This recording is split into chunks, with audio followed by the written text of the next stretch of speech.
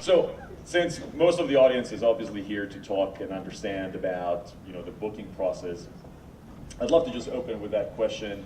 I'd love to hear from you guys, sort of, when do you start booking bands? What's that process like? How long does it take? When do you actually announce your lineup, and what's the formula behind that process? Bonnaroo is being booked almost 365 days a year. Discussions with certain artists, especially headline artists, probably, some of those discussions can go on for years. It just depends on circumstances.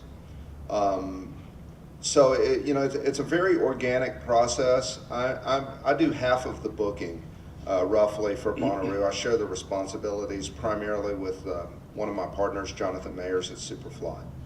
And we all turn to our staff, however, to participate in that booking process, so that there are a number of people involved in the discussions and the decision-making process. And it's really messy.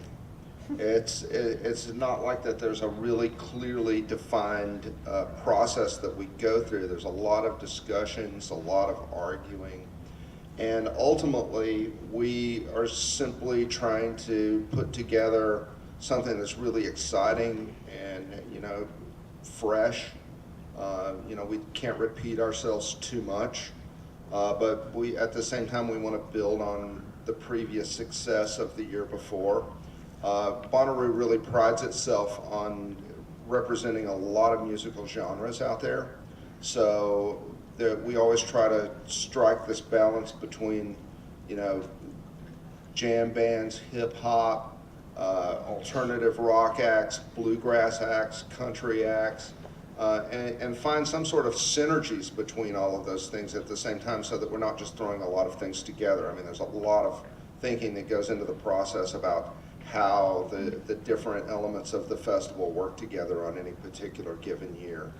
But it's a fun but very challenging and extremely unscientific process. How much influence do sponsors ultimately have over programming? Because you're kind of trying to satisfy multiple constituencies. So you have the agents and the managers and the labels that are probably putting a lot of pressure on you guys.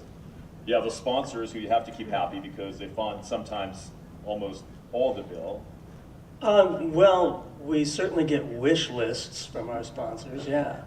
And we tend to run, each stage has a headliner every day and support acts, and we run that lineup past our sponsors, just so that they're aware of what's going on. We know kind of the needs of the demographics that they need to address. We know, they'll certainly tell us what they don't want if we have, we're proposing something or it's something we've used, but we don't repeat on the same act on the same stage, the next year, that sort of thing. So pressure, we want to keep the sponsors happy. Ultimately, the decision is ours. And like I said, we get wish lists, and we'll, pay attention to that. And sometimes, sponsors will be disappointed because one of the bands that they want winds up on another stage. But it's touring logistics, it's budgets for the stages, there are any number of reasons. It's a massive jigsaw puzzle that's in motion for a very long time. I think a lot of folks tend to look at, especially if you're an artist, you tend to look at it only from your lens, and you never realize how many different moving parts there are to, booking a festival, and how many people ultimately have to keep, happy for this 3 or 4 day event that you're putting on. So I know that the question that is in a lot of people's minds is, okay, how about indie music? And we have the conversation, what is indie music? But that's a different panel. So I know that you guys book about 60 bands using Sonic Bids, I think 5 or 6 from your end, about 30. Has let's call it emerging music always played a role in your festivals, and has it changed over the years? That's one part of the question. And the next part is, okay, what do you look for ultimately for these artists that are applying to you, and it doesn't matter what the platform is, but ultimately, you have a bunch of people, a lot of people in this audience who would love to play in these festivals. I've been to almost all of them. They're a great platform for anybody to perform. So what role does emerging music play? And how do you go about selecting these bands?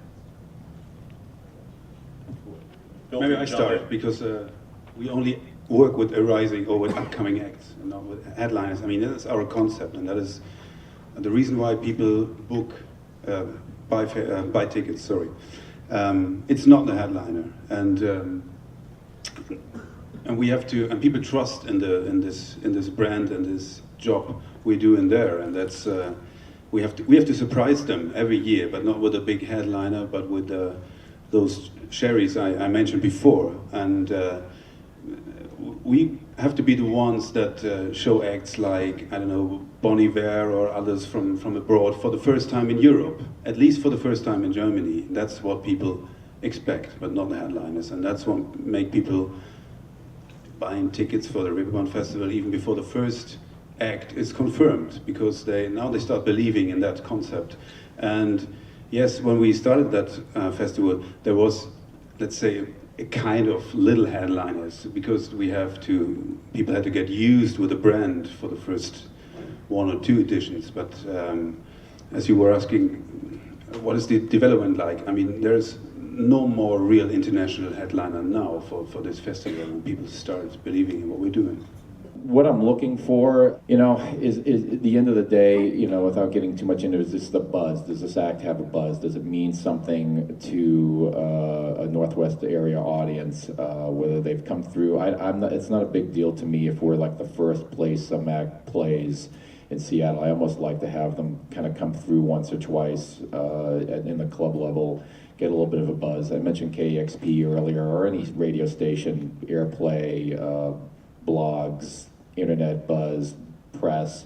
We've got a big music community, music infrastructure, press and media wise there. So, a lot of acts get a lot of exposure over there, and so that's what those are the ones that are most attractive for me to book. Ashley, have you ever just taken a wild risk on a band that, was just getting started out, but you saw them or heard about them? We thought they were fucking great, and they had to play our festival. Absolutely. That's the most exciting thing to be able to do. That That happened really, to both of us last year. Yeah, the Catch same and act. Jammer last year, played here at South by, and we both brought them over from Norway individually, because our festivals are a month apart to play. So sure. At Bonnaroo, I would say that presenting developing artists, up-and-coming artists, new artists, indie artists, however you want to put it, is extremely important to us. It's the lifeblood of what the business is all about, and there is no greater thrill, I think, than seeing a young band starting to connect with an audience at that stage in their career, and it really making a difference.